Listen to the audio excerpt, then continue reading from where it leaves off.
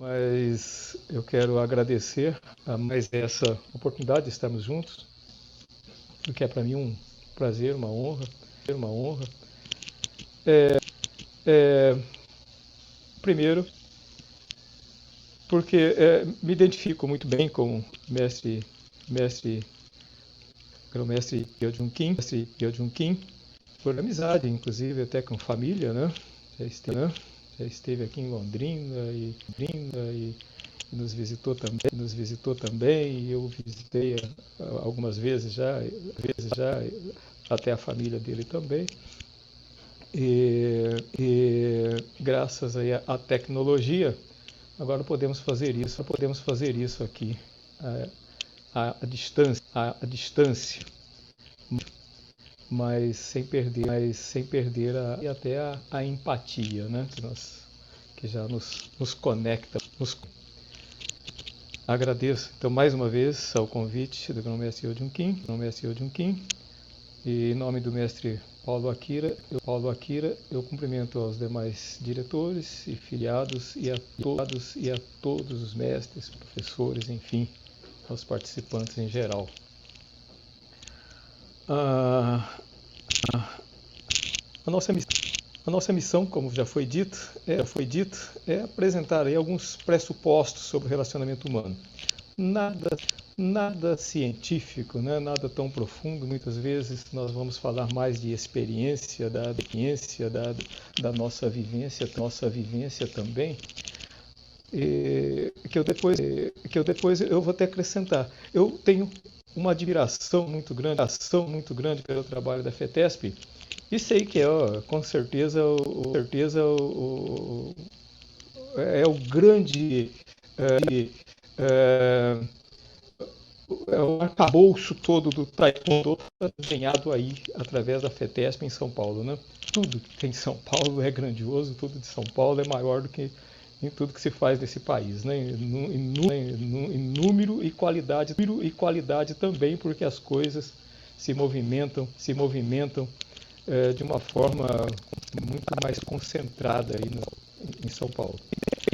E de repente a minha experiência vem de Londrina no passado, e depois nos anos 80, quando eu fui embora para o estado de Rondônia. Foi de Roraima aí, mas Roraima é muito longe, Rondônia é pertinho, Roraima é lá do outro lado.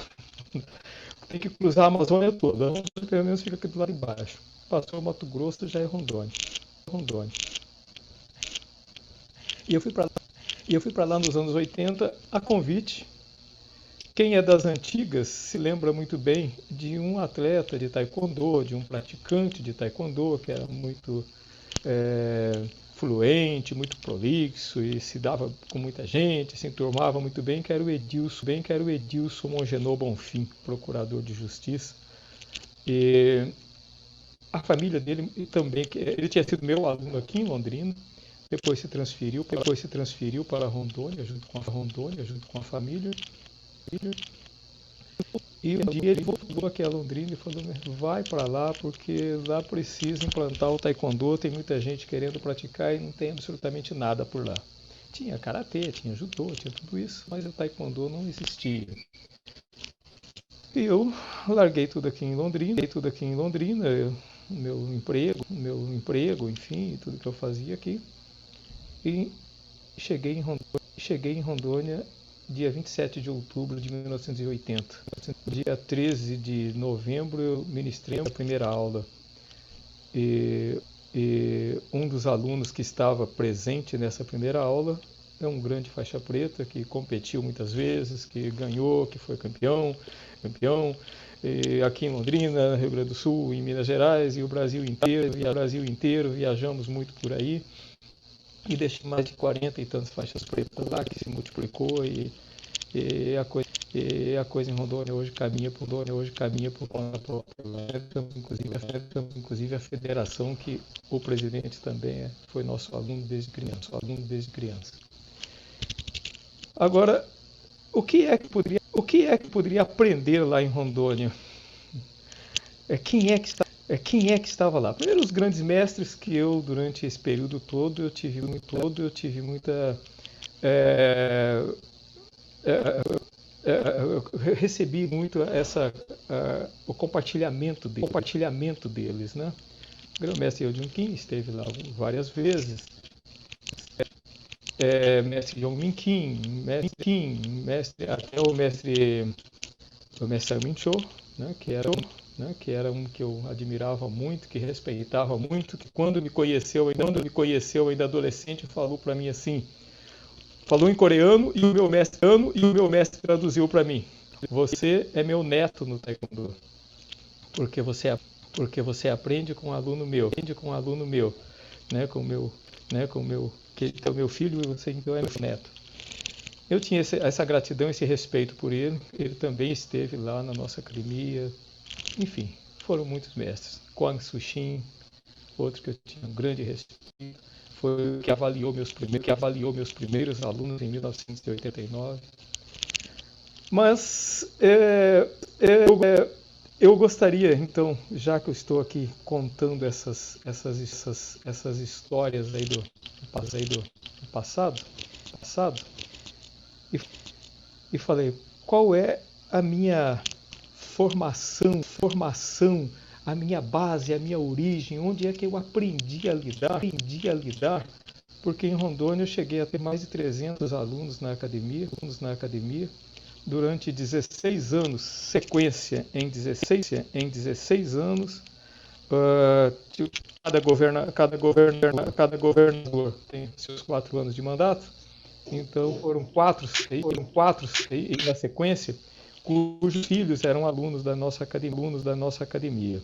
Então ele concentrava toda a nata, as pessoas iam para aquela academia, ali era o centro de tudo. Eu tive a oportunidade de construir um espaço específico para fazer esse trabalho.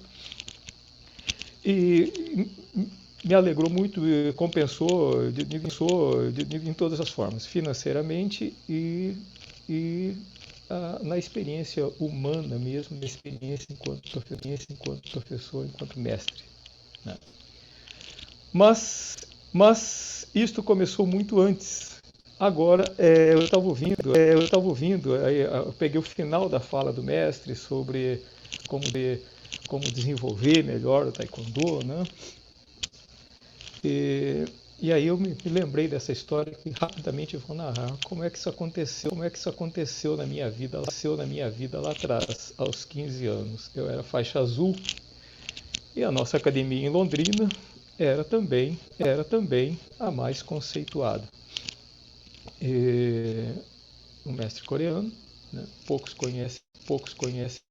Eu não cito muito o nome dele porque ele meio que está desligado assim do taekwondo e parece que ele meio que tirou o nome dele do cenário, né?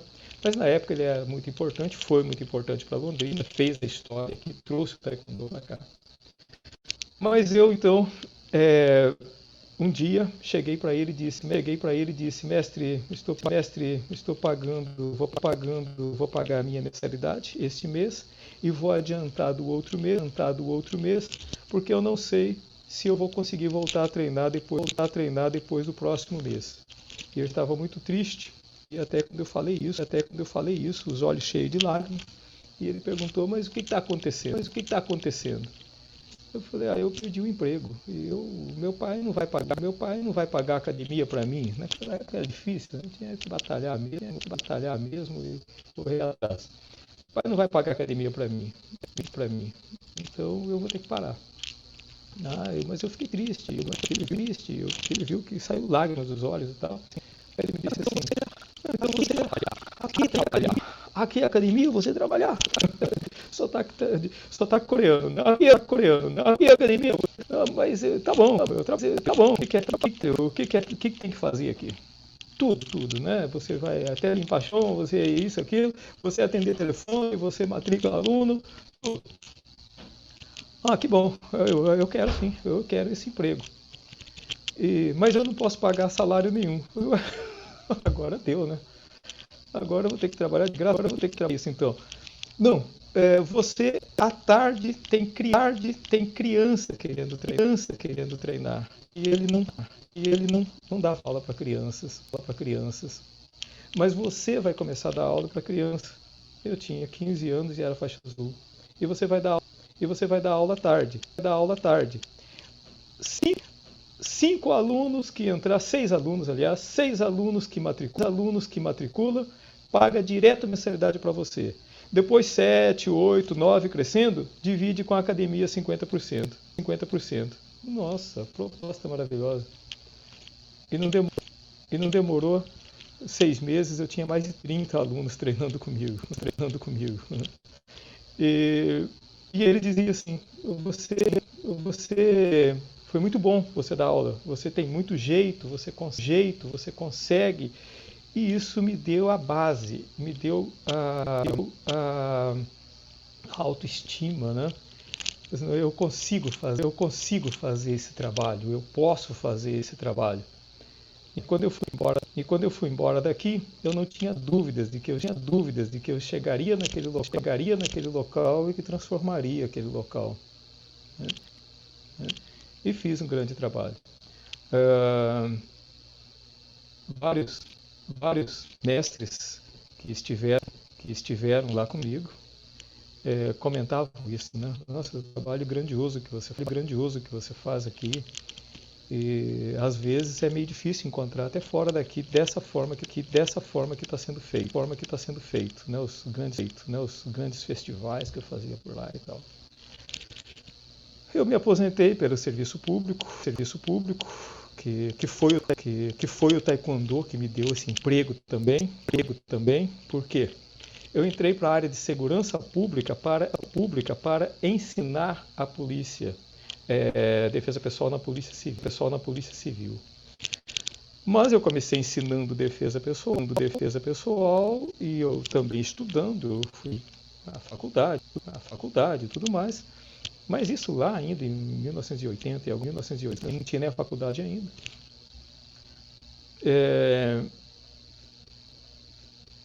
Eu passei a ser instrutor dessas forças policiais, até que se criou a academia de polícia.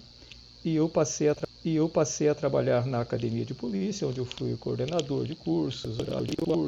Aí eu assumi toda essa parte aí, entrosei muito, viajei muito dentro do país, fora do país, trabalhando nessa área da segurança pública, aprendendo e levando conhecimentos para lá. Mas tudo começou pelo taekwondo.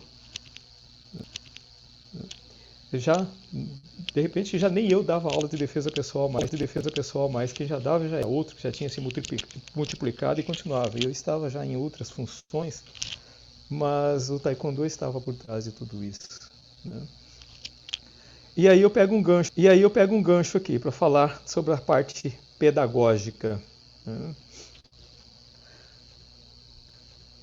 É claro que nós precisamos nos relacionar bem, né, com todas as pessoas. Graças a Deus, nós nos relacionamos bem. Eu daqui, vocês daí, mas já estivemos mais próximos, né? E eu gosto de me dar bem com as pessoas, de valorizar muito as pessoas, né? É o material que nós temos, né? Nós temos material humano, é a coisa mais rica que nós podemos ter, né? Se nós não nos relacionarmos bem com humanos, nós não estamos aptos a viver entre humanos, né? Então nós temos que nos relacionar bem.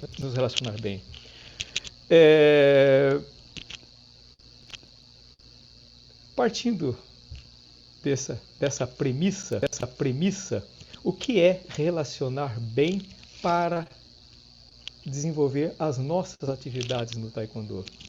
Bom, aí eu quero novamente voltar lá atrás e pensar, por que é que eu consegui, aos 15 anos, faixa azul, fazer crescer uma turma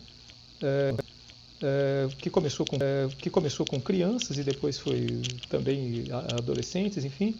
E no final era eu que basicamente dava quase todas as aulas e assim da faixa vermelha já, e ponta preta e preta.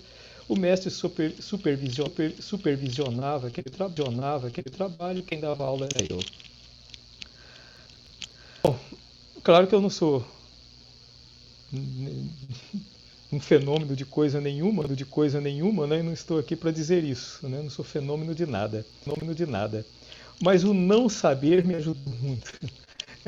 Ali era a falta de conhecimento que me ajudou. E hoje você pode. Mas o que é que a falta de conhecimento? Como assim que a falta de conhecimento pode te ajudar? Como eu não tinha uma pedagogia, eu não tinha uma metodologia para poder aplicar, eu aplicava o lado mais humano possível.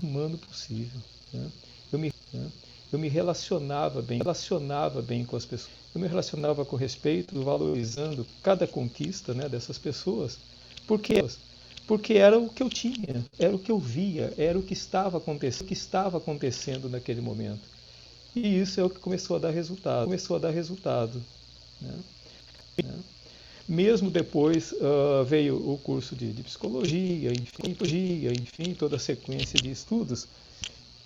E eu comecei a perceber que muito aquilo que eu estava fazendo agora, conhecendo teoricamente, conhecendo na academia, né, na faculdade, de certa forma eu já tinha aplicado na prática, na minha convivência, no meu dia a dia. E era aquilo que funcionava. É uma palavrinha que muitos certamente já ouviram e muitos certamente já empregaram, embora muitas vezes o conceito um pouquinho equivocado, que é a empatia. Quem conhece essa palavra empatia e dá só assim um sinalzinho assim, empatia, que sabe o significado, o que é empatia?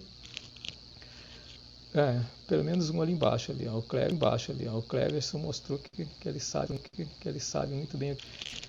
E, mas se nós perguntarmos realmente assim, então o que me explica? Eu não vou te perguntar não, Cleverson, embora certamente você poderia explicar, né? Mas não é isso que vai importar aqui agora, não é saber, não é colocar ninguém em prova. Mas o que é de fato a empatia? A resposta, 90% dos casos, as pessoas dizem assim, é você se colocar no lugar do outro. Então o que será que é se colocar no lugar do outro? Levanta daí que eu vou sentar na sua cadeira. Será que é isso? O lugar é seu, mas chega para lá que quem vai ocupar agora sou eu. Claro que não, né? Não é isso. Estamos falando de interrelacionamento, né? De relacionamento humano. O que é se colocar no lugar do outro? Essa talvez seja uma explicação, ela não é realmente uma explicação técnica para o conceito de empatia, mas serve sim para a gente poder explanar um pouquinho sobre isso, né? Empatia não é se colocar no lugar do outro, mas é você ter uma comunicação eficiente com o outro a partir da dinâmica que ele apresenta. O que eu estou dizendo aqui?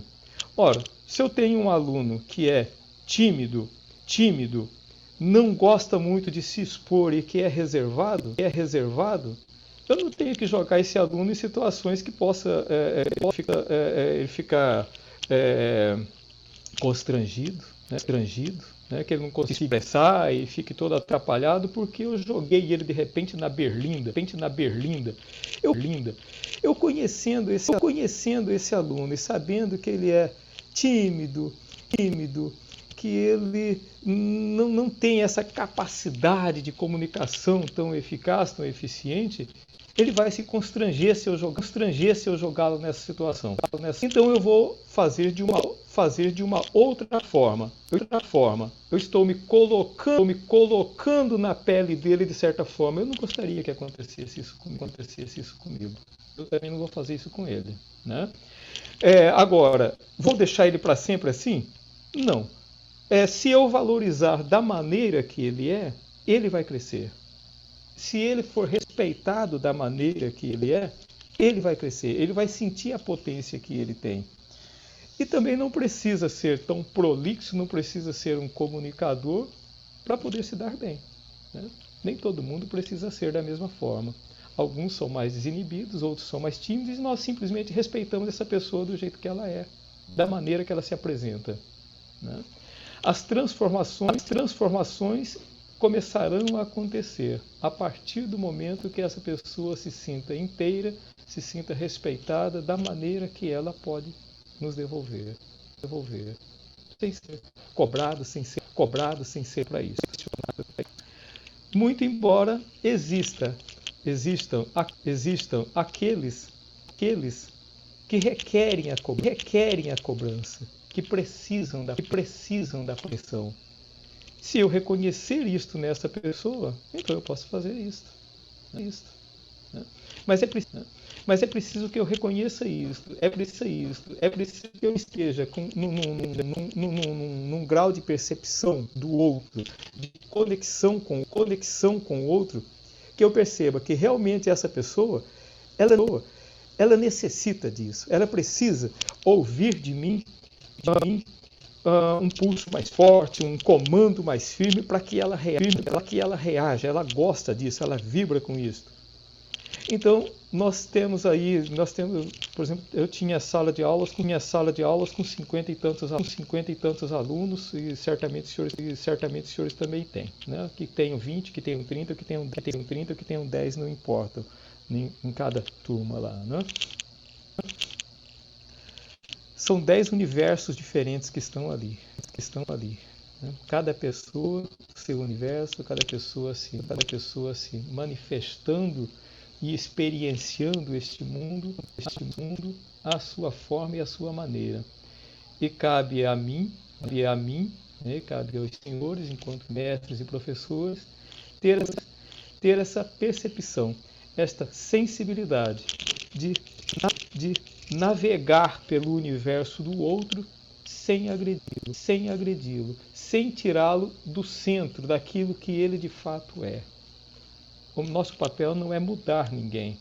O nosso papel é dar apoio e suporte emocional, físico, né, psíquico também. O físico é lá o treinamento, enfim, mas o apoio emocional, psíquico, para que ela se transforme e não que ela me obedeça e seja diferente do que ela fazia, porque eu disse para ela que ela tem que ser diferente.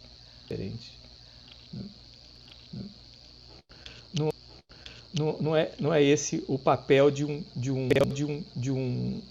mestre, de um guia de pessoas, né? O melhor guia é aquele que não intervém na vida do outro, sobre o outro, mas que conduz o outro, que ajuda a que ele se movimente dentro das suas potências para que se torne cada vez melhor. Então, nós estamos falando aí de empatia. Entrar no universo desse outro, perceber o universo que é dele, do mundo dele, sem o direito de invadir o mundo dele e dizer que ele tem que ser diferente. Não, ele tem que ser o que ele é, da maneira que ele é, explorar todas as potências dele. Imagina, se todas as pessoas, se eu conseguisse transformar todas as pessoas do mundo para que elas funcionassem exatamente como eu gostaria que funcionasse. Todos seriam eu? Nós só teríamos uma pessoa no mundo? Todos pensariam iguais? Todos funcionariam da mesma forma? Não. A diversidade é que é rica, né? Não é a unidade que é rica, né? É a diversidade. Quanto mais pessoas nós temos, quanto mais opiniões diferentes nós temos, quanto inclusive o contraditório, né? Tudo isso faz parte desse processo. E é isso que nós devemos buscar nos nossos alunos, né? Voltando lá atrás no passado, eu quero falar de mais uma coisinha ainda que eu estou vendo aqui, que eu tenho uns tópicos aqui, estou dando uma olhadinha e vi que ia passar esse aqui sem falar.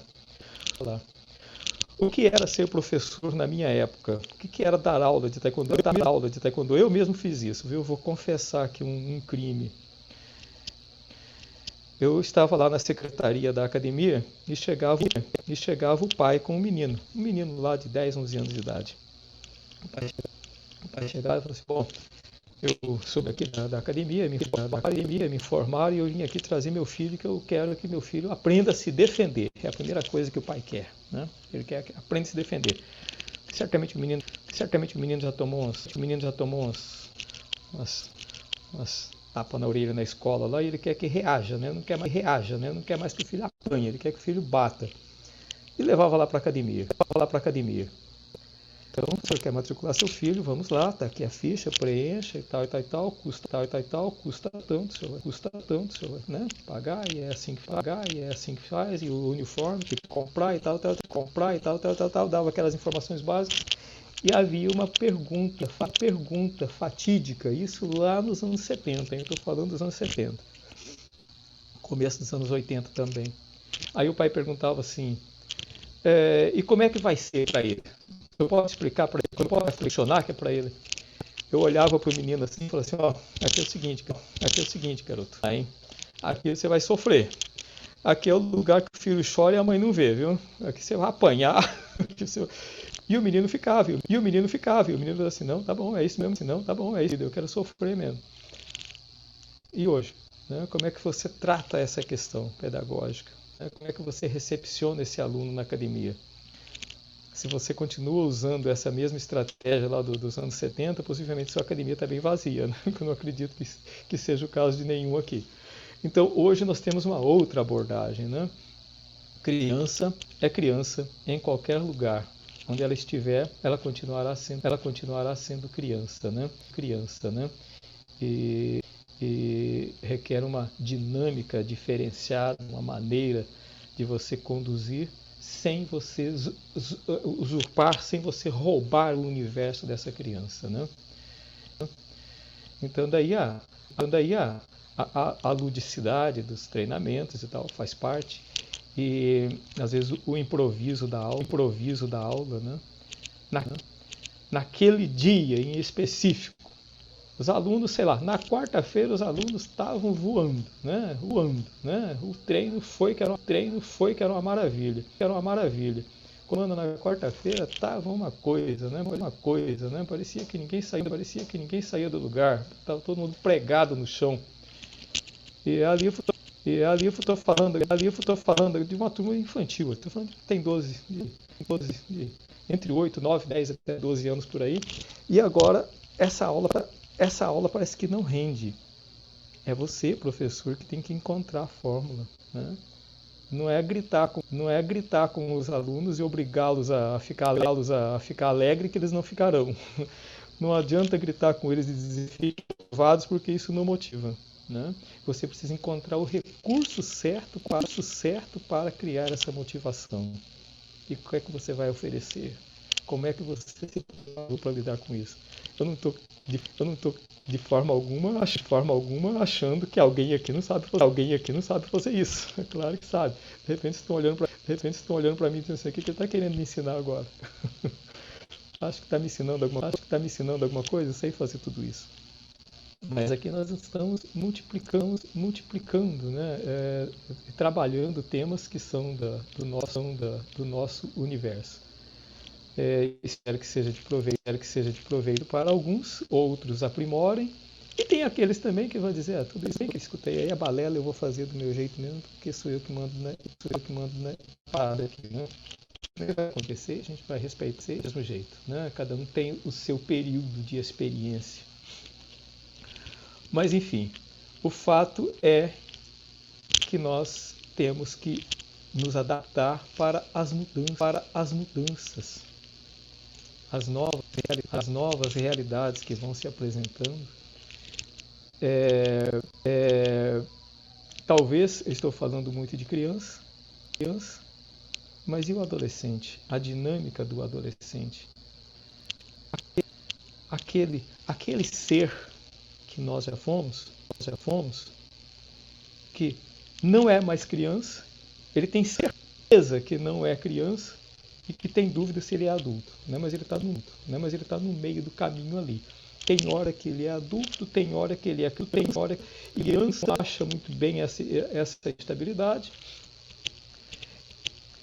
E para quem já passou por ela, que deveria saber muito bem como é que isso funciona, parece que já esqueceu, né? Aí você cobra do adolescente como se ele fosse um adulto. E esqueceu que o adolescer, não sei se vocês conhecem a etimologia da palavra do adolescere. A adolescência significa uma tradução mais direta, seria crescer para a vida. Esse é o conceito da adolescência. Crescer para a vida. Não vivia antes, não, a criança não vivia, mas é óbvio que nós estamos falando agora da vida relacional, da vida emocional, da autoestima, né? Da identidade pessoal, né? E não apenas fisicamente, embora o processo esteja diretamente ligado às questões fisiológicas. A efervescência hormonal que começa a fomentar no adolescente, nesse período da adolescência, causa instabilidades emocionais. Então ele vai reagir em alguns momentos de uma maneira muito instável, que não é a maneira da criança agir, e também não é a maneira do adulto agir, né? Agora, se eu esquecer que eu já fui adolescente e cobrar desse adolescente porque tem uma estrutura física maior, não é mais uma criancinha, eu cobrar dele que ele seja, que me dê respostas como um adulto, ele não é um adulto, né? Agora, esse período da adolescência vai variar de uma pessoa para outra. Em regra, se diz que a adolescência,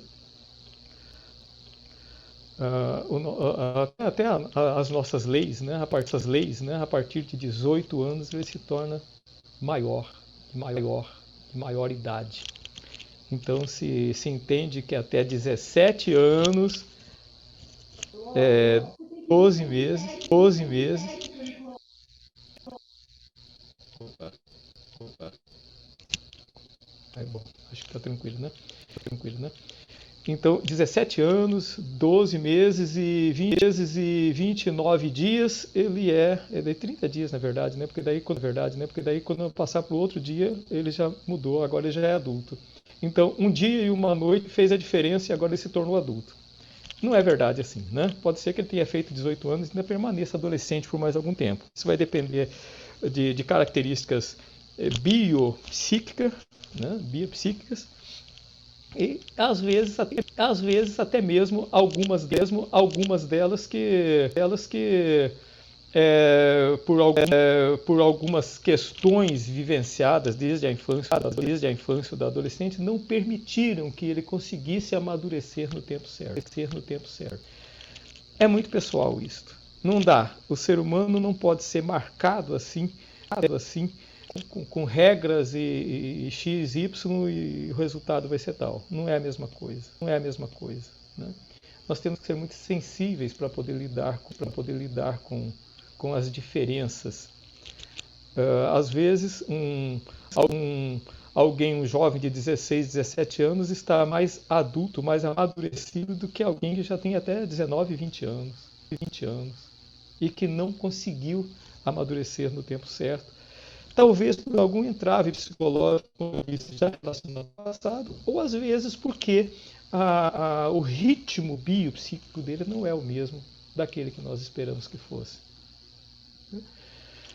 É interessante tudo isso, eu penso, pelo menos, que enquanto nós, né, atuamos como professores, mestres, lidamos com uma diversidade de pessoas, e vamos ensinar basicamente da mesma forma, as mesmas técnicas, vamos ensinar os mesmos procedimentos, as estratégias de treinos, enfim, mas a nossa comunicação acaba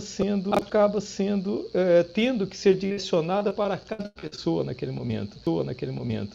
Existe uma linguagem geral,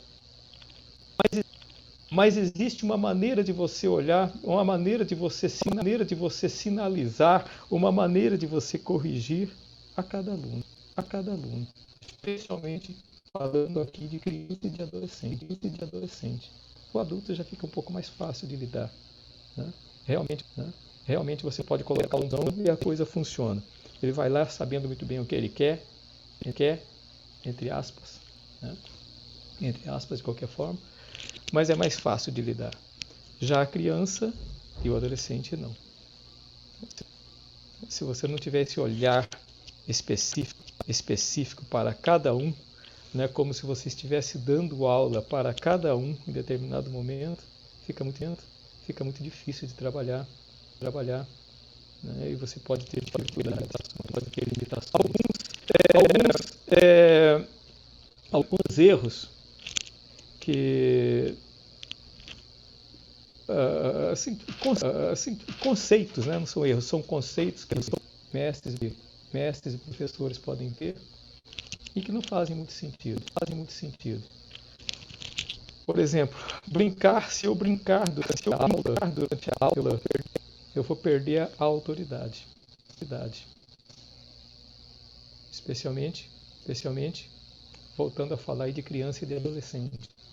Se eu brincar com essas crianças, se eu mostrar muita amabilidade, né, pelas crianças e pelos adolescentes, eles vão montar nas minhas costas, como a gente costuma dizer, nessa linguagem figurada.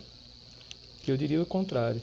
É mais fácil você perder aluno por ser ríspido, carrancudo e muito diretivo, excessivamente diretivo, do que você descontrair, entrar no ritmo dela. Nós não falamos de empatia, estar no universo do outro. Né? Se nós estamos lidando com criança, como é que eu posso pensar que eu sou empático, sendo carrancudo e dando bronca e colocando de castigo o tempo todo? Né? Para eu ser empático, eu tenho que ter a linguagem da criança, eu tenho que ter a dinâmica da criança. Se nós perguntássemos para uma criança o que é que ela mais gosta de fazer, em regra, o que ela diria? Gosta de brincar. Criança gosta de brincar. Então que a aula seja uma brincadeira, embora uma brincadeira séria. Eu organizo sistemas para que eu possa conduzir o treinamento, brincando, levando a ludicidade para o dojo, sem perder aí o nível do próprio treinamento. Né? O treino tem que ser levado a sério. Ok, é verdade, o treino tem que ser levado a sério. E nós já acabamos de falar aqui. Não tem nada mais sério do que uma criança, do que brincar. É o universo dela. Se a criança não brincasse, se ela não tivesse as experiências através da brincadeira, é ali que ela forma todo a sua concepção de relacionamento humano, através da brincadeira. Ela vai apreendendo, né? E apreendendo o mundo e aprendendo a viver no mundo. Brincadeiras de crianças têm regras, né? Vocês já viram que brincadeiras de crianças são cheias de regras? Ah, não, mas não é assim que faz, não. Não. Agora é assim. As regras podem mudar, mas elas são regras. Até agora era desse jeito.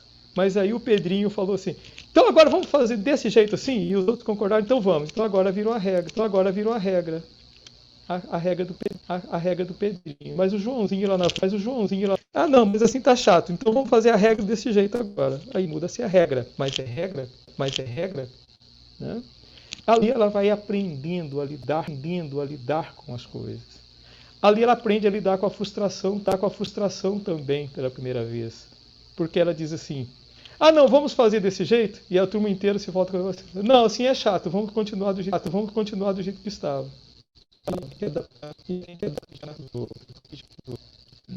Tá vendo como que é brincadeira? Tá vendo como que a brincadeira de criança é coisa séria? Então, brincar durante a aula, ter uma aula lúdica, uma aula alegre, uma aula divertida, uma aula que você possa combinar jogos com treinamentos, você nunca vai perder o prestígio de mestre, né? Você não vai perder a sua autoridade por conta disso. Né? Você vai conquistar a autoridade por uma maneira muito diferente. Né? Com uma dinâmica muito diferente. Talvez um terceiro erro. Ah, mas as crianças não entendem direito as explicações. Pode ser que isso aconteça. Porque as nossas explicações não estão adequadas para a linguagem da criança. Se nós usarmos a linguagem certa, a forma adequada para uma criança entender, ela entenderá com toda certeza. Né?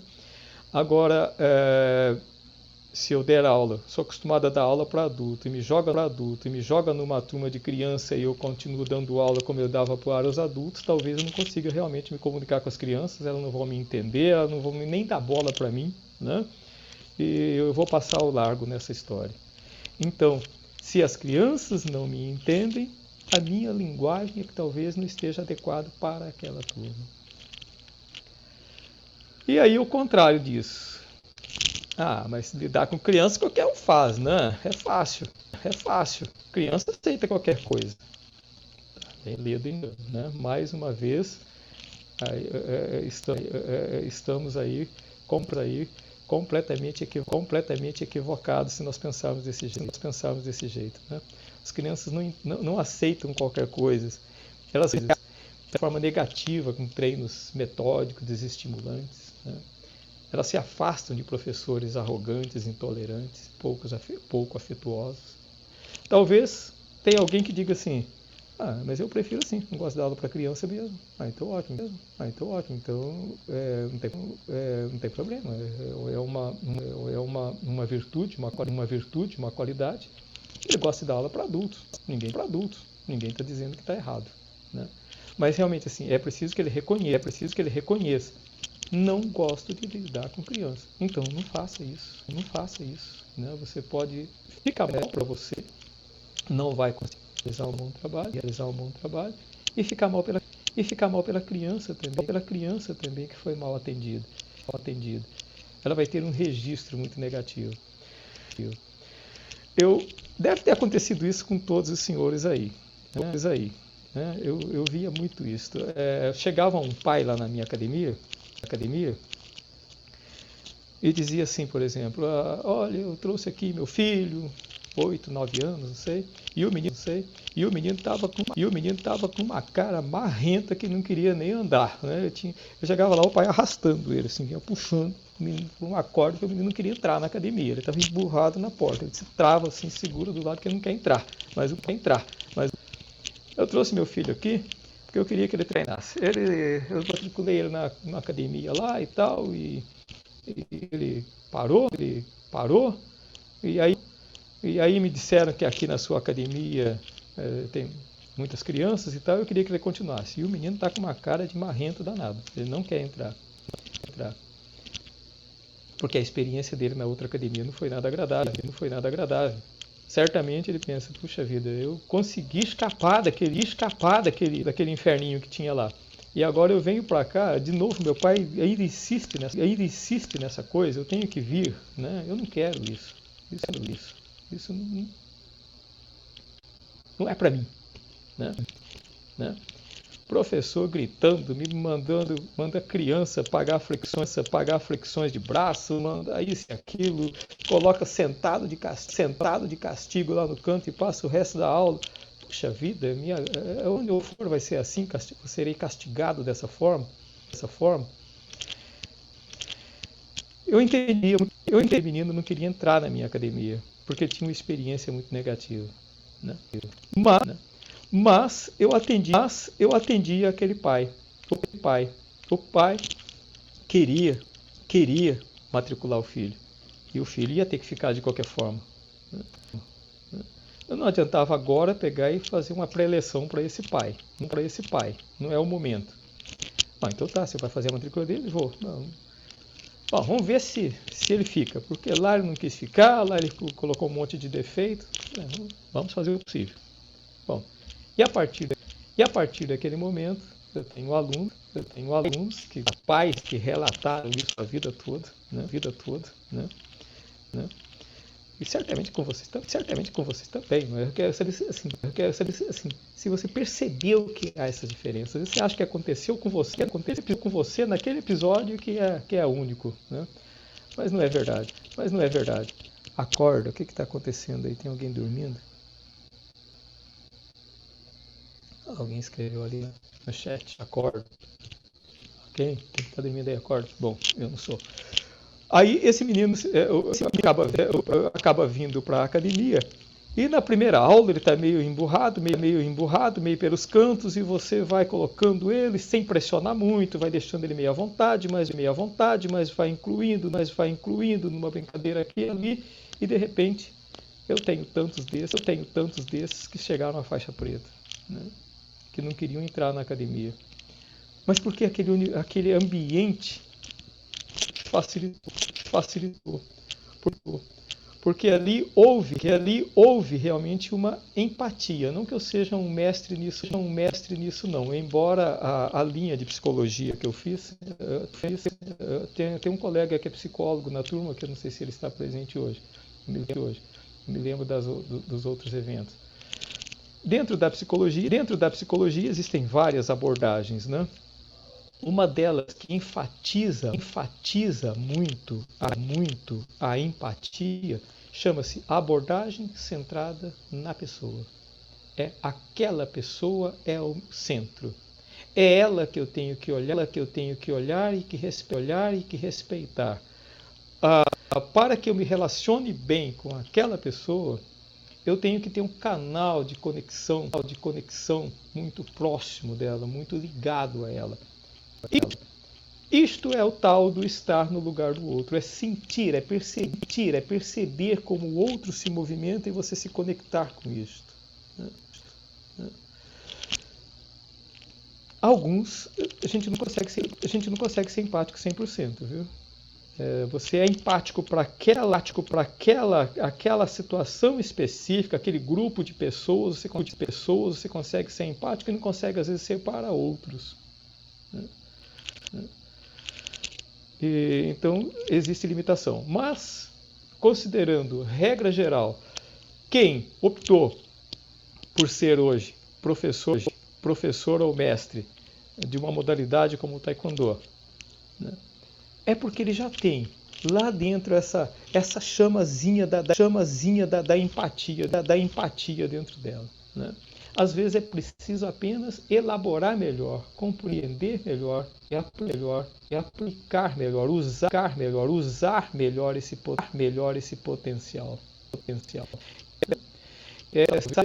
Das normas fixas, das regras rígidas, embora sem perder a importância das regras, mas comunicá-las de uma maneira diferenciada para que essa criança, em especial, consiga captar essa linguagem que você está transmitindo para ela, de uma maneira que não a agrida, que não seja uma imposição sobre o outro, mas que pertença ao universo dela.